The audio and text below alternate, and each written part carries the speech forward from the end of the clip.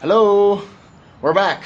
We're back for more. We have Expat Tag today. Yeah, I saw this on Mill's channel, which is called Mills Around, and I'll link her channel and her video down below. I like that channel name. Yeah, she lives in the Dominican. Oh. So, yeah, kind of cool. Dominican Republic. Anyway, we're going to get right to it because we're in a time crunch. Yeah, time crunch. So the first question is... Where were you born? Where were you born, where did you grow up, and where do you live now? Oh, okay. So I was born in Boscobel, Wisconsin, in the United States. You were actually born in Boscobel? Yeah. I was born in Madison, Wisconsin.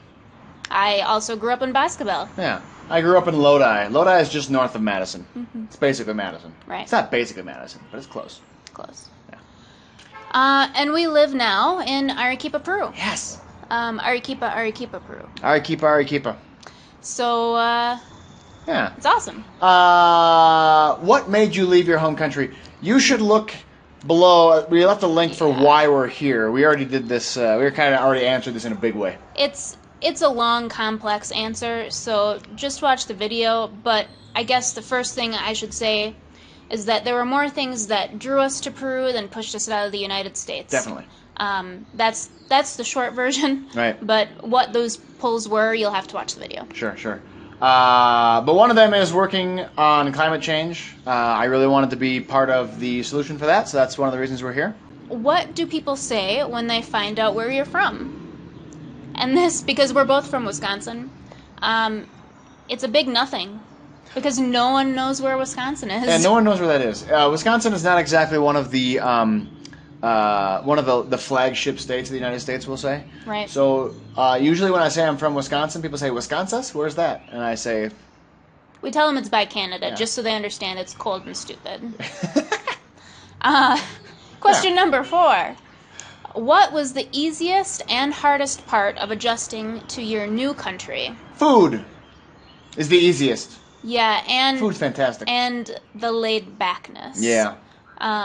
Because everyone's just so easygoing, it's actually really nice. It's actually really nice, and sometimes it's a problem. Sometimes it's a problem. True. But anyway. The hardest part, I think, if you don't count a language barrier, is gender norms. Ah. So, machismo is a thing here. It's a thing. And stereotyping is a thing here. It's a thing. And if you watched one of our last videos, I don't remember which one, I had a shirt that said feminist on it, and that's, gender norms were a problem for me. Gender norms were a problem. So we'll leave it there. Yeah.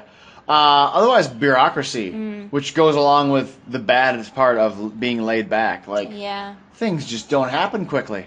If you need to do something, you need a copy of it.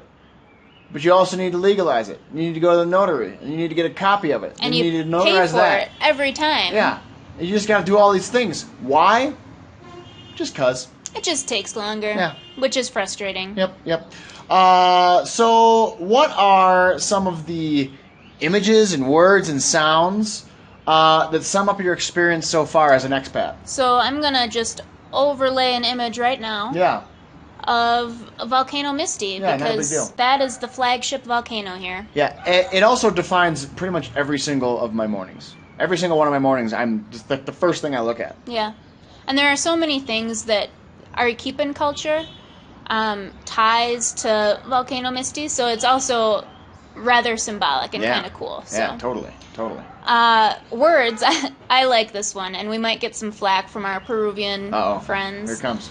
But it's not so much a singular word, although there are a few. Sure. But it's the tone in which people speak in certain situations. What do you mean? It's kind of like a wine. What do you mean? Like, que pena.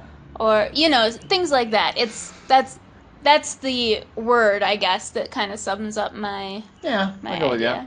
you. Sounds. Oh, God. You might hear them now. If we wait like just 30 seconds, you'd hear one. Honking horns. Constantly. There's like a din in any city you go to. It's just horns honking from everyone's cars. I have a piece of advice. Just putting it out there. Your honking horn does nothing for anything ever. It doesn't make anything go faster. It doesn't happen. It doesn't happen. But at least they have like fun and funny horns. fun and funny horns here. Yeah. There's like the clown sounding horn. I like the clown one. There's the horn that sounds like it slowly dies. Yeah. There's... Which I've heard a clown horn and that put together. Yeah. So they're fun, at least. Some of them. Yeah. All right, number 6. Oh, man. Favorite food and drink in your new country. Oh, man. This is really hard. Really? I mean, it's hard because there's so much to choose from. Okay, fair enough. So, for me, favorite food is soltero de queso. Okay. It's one of the most prevalent vegetarian things in picanterias, which are restaurants that serve local food in Arequipa. Yeah. That's my favorite. Yeah, and just generally, the picanterias in Arequipa are like to die for. Yeah. Just such good food. The food's really good. Such good food. Your favorite drink? Oh, yeah, man. For some reason, it took a while to get used to, but like chicha morada, like, I'll drink that every time. And I think it's kind of funny because there's a few different types of chicha, and so I think chicha morada is meant for like children because it's a little sweeter. So I think whenever we order it, people are like, weird. But it is good. It's probably the best. Yeah. Pisco sours, though, are also good. I wouldn't know. If you want an alcoholic drink. Number 7. Yeah. Any cultural norms or phrases that you cannot stand? Everyone is just atrociously over the top impatient, but for everything. Like, it doesn't matter what it is. It's really strange. Traffic, standing in a line, walking on the street. Because people here are so warm, I don't really understand the dichotomy of the impatience, plus, like, being really warm and kind. Right. It's really strange. Interesting. It's really strange. Tardiness. Man, if I had a nickel for every time I had to meet somebody and they were late, I would not have to work. Gender norms. Go back to that one. Again, yeah. That's a cultural norm I just have trouble getting behind. It's toughy. What do you enjoy doing most in your new country? Eating. The food is ridiculous. Yeah. The food is over the top good. It's true. I feel like we could eat out almost every single day, and easily. It would be amazing. Oh, yeah. Easily. But we just don't have the money for that. Then we would have no money. We couldn't live. I'm also looking forward to exploring a little more. There's lots of stuff to see here. We've traveled around Peru a fair bit, but there are things that I really want to see. Like, I want to go to Paracas. I'd like to go to Trujillo. I'd like to go to the Amazon. So I'm looking forward to exploring, but...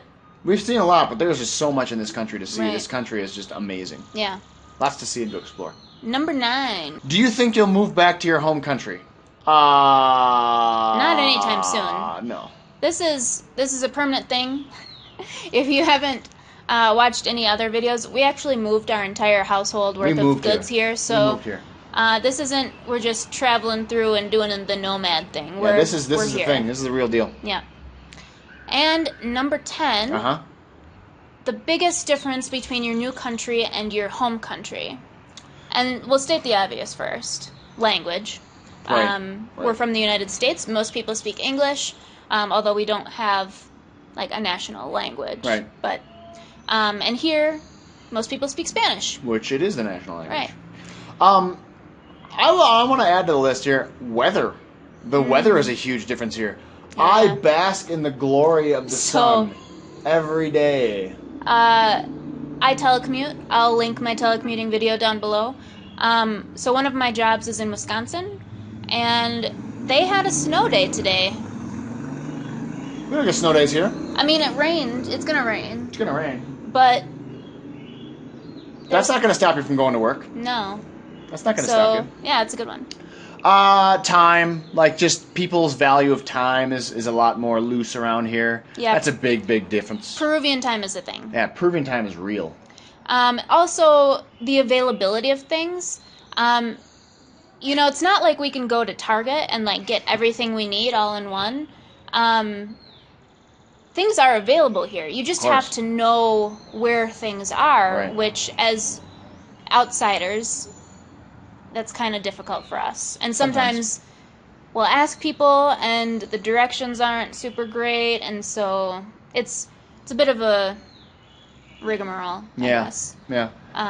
It's just less convenience, but, like, The thing is being from the United States, a lot of our experience of living is skewed because Things are like uber available. Right, but my point is that the United States is a weird, strange place. Yeah. Like most people's experience in the world are nothing like what we experience in the United States. Right. Yeah, you're right. Like things are hyper available in the United States. Everything is hyper available, and it's weird to be removed from that, and then suddenly things aren't available. Yeah. It's a strange thing.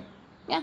So that's it for the expat tag. If you live abroad and would like to do the expat tag, do it. Yeah. We're curious to know what your experience is in your home country versus your new country. Yeah, it's fun.